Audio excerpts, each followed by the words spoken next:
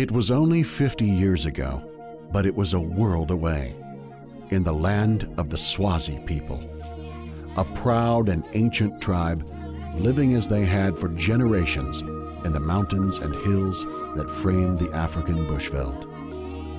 The Swazi lived a simple life, but it was subject to disease, hunger, and the witch doctors, who used spiritual power to cure and to curse. One young man from Cape Town, South Africa, Paul van Zyl, was called to travel into the heart of the bush to bring light and life to people who had never heard the gospel of Jesus. And so he and his young wife, Ellie, began their ministry. Just over 1,000 Swazi people living on top of that mountain, very, very primitive, much more primitive than the rest of the population, wearing mostly loincloth.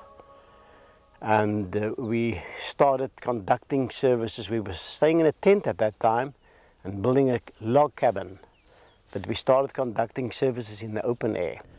Myself, coming from Cape Town, I could speak only about 2 or 3 words in the Swazi language. So there was no way that I could communicate with the people. I had to learn the language from the people as we worked daily. But just as the fruit of their efforts was about to ripen, a season of spiritual storms swept through their lives.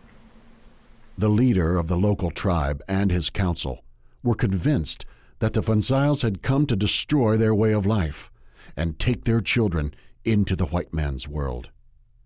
They posted guards between the village and the little tent where Paul and Ellie lived and had their church meetings.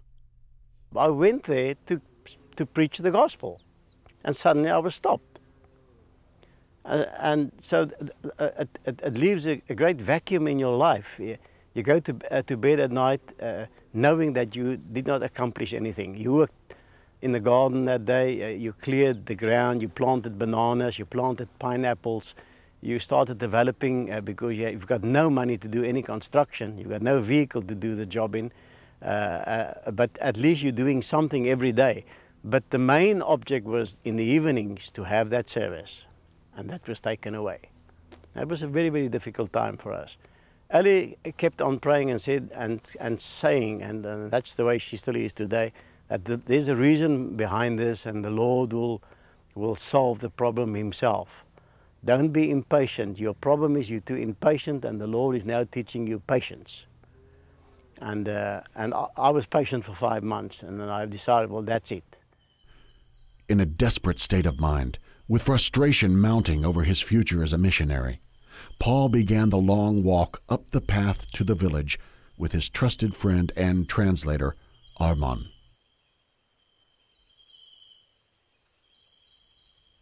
We walked single file. He walked some distance behind me, and I was chatting to him in Afrikaans. And now and again he would answer me, but by the time I got up to the gate, I did not hear any answer from him anymore. And I turned around and looked for him, and he was gone.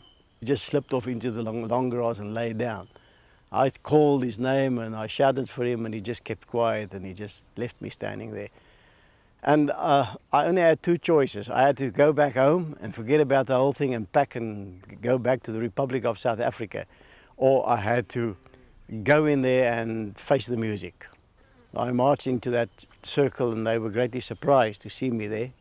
I began speaking in Afrikaans. And I told them that I came to this place, and I came very far. I come from Cape Town, which is very, very far from this place. And that's why I do not understand or speak their language. I said, but I came for a reason. And I began explaining to them why they all sat there and just looked at me. And suddenly I realized that the expression on their faces began to change, because I heard myself thinking in my own language and speaking in my own language, but there was a different sound that came out of my mouth. There was a language that was coming out of my mouth that I could not speak. I could not identify it. But it sounded to me like I was speaking in Swazi. Whatever was happening, I couldn't stop. I must just go on right now. And I explained to them, I said, we did not come to change your customs. We did not come to teach your children how to sleep on a bed or eat with knives or forks. We came to bring you the gospel and to teach the children to respect you, the elders, and to love you and to love God. That's the reason why we came. All we want is for them to come to the services and enjoy what we have brought, which is much better than they have. And at that stage, Mpumalanga came walking up towards me. Out of the corner of my eye, I saw him coming up. And he came and he stood next to me and he began speaking. And he told the chief, "This man that is now speaking to you cannot speak your language." And the chief responded by saying, "But this man is a liar." He said, "How come? Where does he get this knowledge to come here into this circle and speak to us in that language?" And then Almond turned around and I saw the tears streaming over his eyes and he said, "It wasn't him speaking. It was God speaking to you." And then the old chief hung his head and he said, "I made a mistake.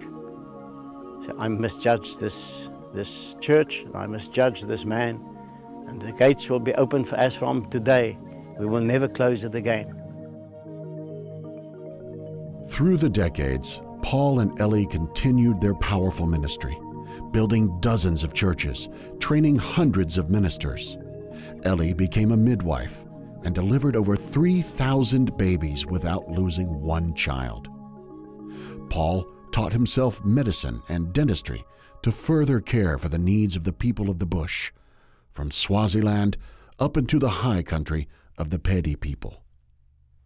Paul and Ellie have now created New Hope Ministries in Barberton, South Africa, near the place they began their ministry.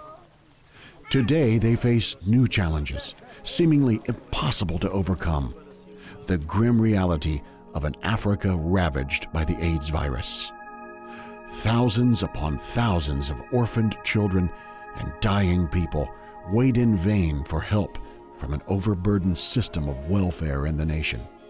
So Paul and Ellie do what they have always done. They meet the needs. Every day we feed the children. Our motto is never to send anybody away without food. If they're farther away, we give them a little something to take with them also, but we feed every child that comes there that needs to be fed. We aim to, while we are helping them, it's not the idea is only just to help the aged orphans or aged children, but to also bring them the gospel, teach them about Jesus Christ, and that's the main object.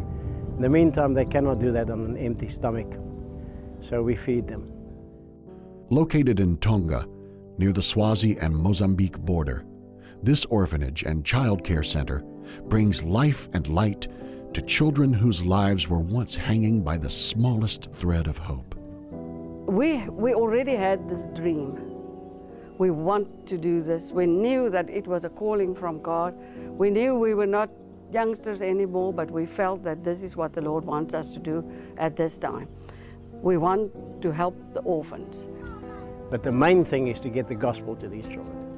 And they belong to the Lord, and they must remain the property of the Lord. That is our deepest desire and our deepest wish.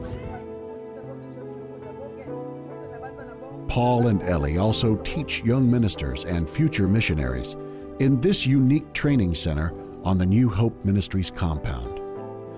On the serene and beautiful grounds, there are paintings and sculptures that Paul has created over the years, and Ellie's gardens are filled with beautiful flowers and with vegetables. In South Africa today, there is still new hope, because the Van Zyls have heard from the Lord and are faithful to Him and to His mission.